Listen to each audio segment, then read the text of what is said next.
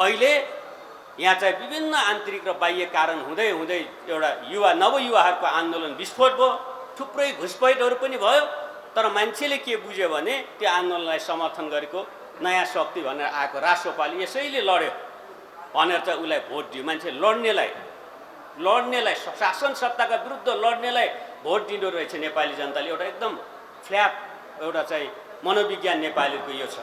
अब प्रश्न आउँछ, हामी लड्न सक्छौँ सक्दैनौँ? यहाँ गरिबी छ, शोषण छ, अन्याय छ, विभेद छ, थुप्रै खादल छन् अझै पनि एकातिर।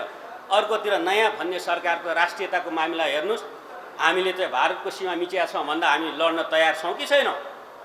हामी कम हौला 2, 4, 10 हुँदै हुँदा त भोलि देशभक्त जनता सडकमा आउनै पर्छ।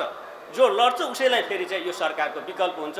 अहिलेको सङ्ख्याको अहिलेको गणितको विकल्पमा जनताले जन्म दिन्छ। घर घरमा घरेलु हिंसा छ, त्यसका विरुद्ध हामी बोल्छौँ कि बोल्दैनौँ? विभिन्न प्रतिष्ठानहरूमा चाहिँ अहिले पनि विभेद छ, मनपरी छ, त्यसका विरुद्ध लड्छौँ कि लड्दैनौँ? त्यसै गरी अहिले भइहाल्यो।